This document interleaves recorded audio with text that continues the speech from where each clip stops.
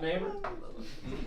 It's good to take a moment from time to time and check in with flatmates, see how everyone's doing this collective without an HOA. Fuck, thank shit we don't have an HOA. Amen. Because we all know Travis is going to want to be president. And he's going to blow dick smoke about our yards and door colors just because he can't. Let the kids have their spaces like you like them, narc! Fuck! Anyway, we're all our own homes. It's good to see everyone, to take a second, check in. Brief reminder and such on this planet. There's a lot of high thinking and postulating these days about what might, could, and will. And then also, listen, I did my own research and my cousin told me this is probably going to go down like this, but we're already cooked anyway. Follow me for more. Smash that like and subscribe. Stay tuned for more breaking news. It's good to get back to basics. Back to nature. Back to the fact that you're a gangly electric skeleton covered in stew, strutting in skin onesies with extra layers because it's fucking cold. Birds got them, bees got them, we all got parts. That's what we're made of. We're not one solid piece of anything like the longest piece of steel siding in the world, which, by the way, is located at U.S. Seamless on 45th Street South in Fargo, North Dakota. No, that's true, Google it. None of us give it up for them, though. The world's longest piece of steel siding. What's up, Fargo? I love that you're clapping like Fargo is here. Like, oh, gee, thanks, man.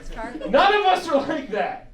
None can hope to be that noble and true. We are the house, the building, the block, a jumble of materials and construction that somehow survives the toughest of winters. And then we get pretty for Halloween and Christmas. Nothing is simple, nothing is just one bit, one course, or dish, neighbors. We are all bingo ball tumbles of meat, sticks, and juices. I'm sorry if that's not sexy, but that's basically what brunch is, and y'all getting fist fights for parking spots for that. Birds are made of many parts, not just one piece, even though we look like tarted up darts slaying all day. Bees are a couple of parts, including something called a honey stomach, which is just another reason to save the bees. And you humans are all parts. 206 bones, 600 plus muscles, and 86 billion neurons in the brain alone. The human body! Elaborate, complicated, beautiful. The work of celestial mad geniuses, no doubt bent on achieving the epitome of intelligent dominance over organic chaos. Corpus in the Latin, a perfect machine. A capite al calcium, a complex network of muscle, bone, fat, and flesh, a vibrating symphony of electric nerves. The body! A marvel of nature and the dream of a dolphin, apparently, so I've heard. I know a few dolphins. They're jealous because you guys get hats. The body! Seemingly sensual, sentient, and solid. A miracle you just can't hold back anymore. And that's the thing. It's a miracle until you figure you're safe because you're outside and then you just blast ass as the neighbor walks her dog past too close to your butt nest. And then fuck, you ruined her morning.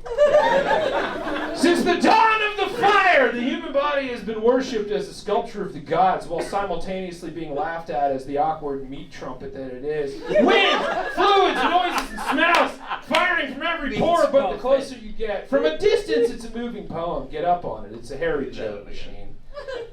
But it's all you get. And sometimes you don't get all of it. And sometimes, though you got all of it, you're not allowed to show it off. And no part of the body is more openly shunned, despised, and ridiculed than the nipple. Yeah. Nipples! The doorbells of the body. If you got them, you got them, and you know you got them because the minute it gets colder, you're wearing knits. There is an attention like an overachieving kid in class that stands up whether you call on them or not.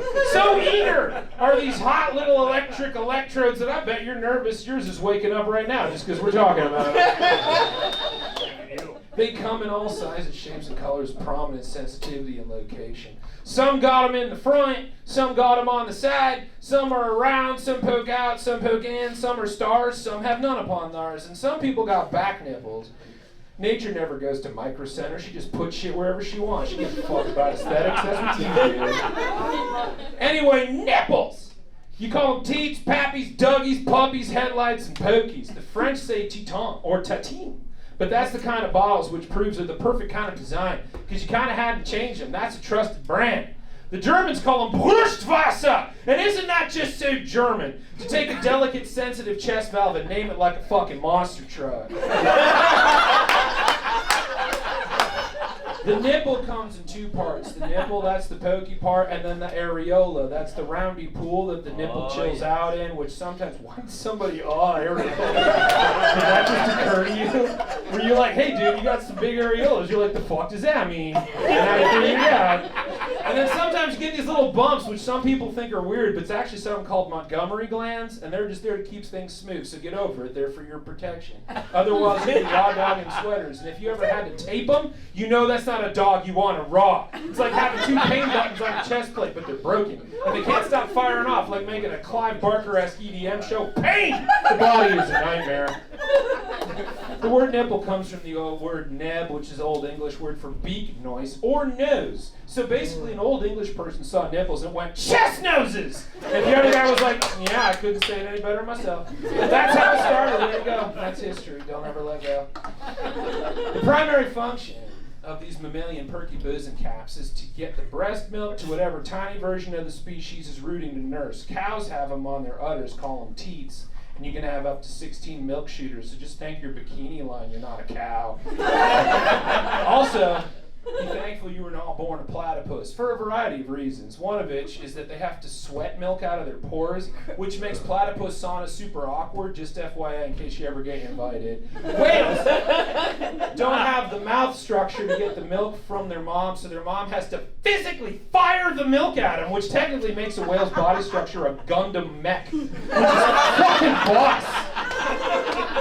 But it's also proof nature is a dick. It makes it harder on whale moms. So, next Mother's Day, be grateful you're a freeloading teat sucker. And hug a whale, they got a row. But also, they're fucking dope. Humans get weird around nipples. Especially in America. Land of the free, but only in the fine print. Check that asterisk, or you might be at risk. Used to be, it was illegal for them that identify as dudes to go topless in public. In 1930, 4 humans experiencing dudeness were arrested for being topless on Coney Island, and then 42 of the dude-affiliated got arrested in Atlantic City as they gathered to protest for the right for beach bros to bear bods. And it wasn't until 1936 that they were granted tits rights in the state of New York when the Park Commission's office, who provided the swimsuits, by the way, realized it was cheaper to provide the trunks only. America! Anyway, be grateful. Now it's super fine to go topless at homoerotic beach volleyball like an extra in Top Gun. For dudes. Women, on the other hand, have had a harder time keeping it on lockdown because dudes make the laws. And as previously stated, they get weird around nipples. So you don't technically have clothing laws prohibiting what you can wear, kind of, maybe, sort of, but you do have public decency laws. These are laws that prohibit, quote, certain acts in public places that are intended to arouse sexual desire. Indecent exposure is the crime of deliberately showing one's sexual organs in public or being naked in a public place. Decency is typically judged by the local community standard. It can be based on morality, tradition, or religion. So you know how it is, and you know who's going to be nervous about it, and you can already see in your mind the flavor of human that would be nervous about it. You can even probably hear them in the comment section of your mind already. You can probably right now smell who they follow and how often they repost Joe Rogan and Theo Von. It took until 1999 for Congress to pass laws protecting a woman's right to breastfeed in public, but it is still illegal to be, quote, in public places, knowingly or intentionally appearing in the state of nudity in 3 states. Guess where? In Chicago, you can't if there's booze nearby. But what the fuck? That's the point. What the point? And according to the Illinois Criminal Code 720 ILCS 51130, you can be charged with a Class A misdemeanor for public indecency if you, quote, expose the body with intent to arouse or satisfy the sexual desire of the person. Thankfully, that's not how they do it in Colorado, especially when you're in a musical in Denver. They make you a congressperson for that.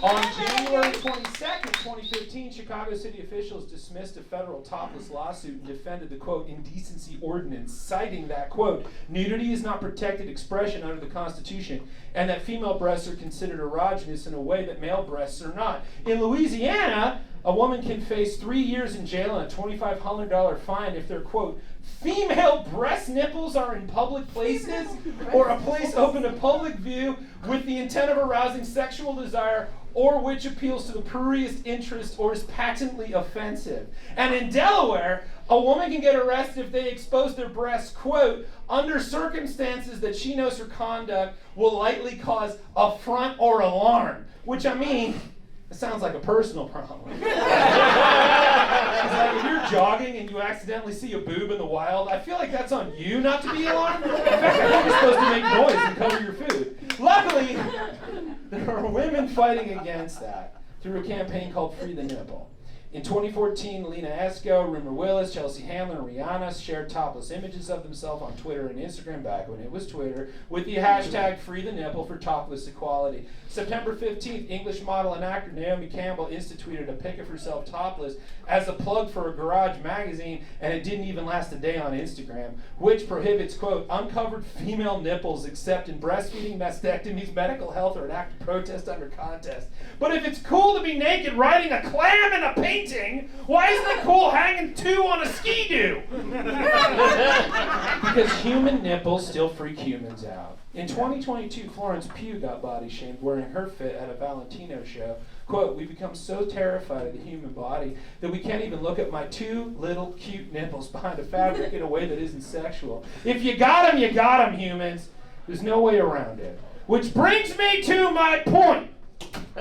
Birds don't have nipples. Somehow, in nature's dice roll, we missed out on having two spark plugs of sexy awareness, and instead, we were blessed with knives for faces, and I'm fucking jealous! You fucking mammals get all the cool shit. Fur, teeth, Apple TV. Yeah, we got feathers. Those are made out of keratin, which is the same shit as your fingernails. How'd you like to walk around covered in fingernails? You're not letting that out. It's fucking barbaric. And I'm not knocking my knocking parts, just would be nice to feel the breeze over a set of sweet teats. Is that weird? Does that make you feel weird? Yeah, because you're all fucking privileged. Even though you mammals got mams, you're still fucking freaked out by it. And you shouldn't be.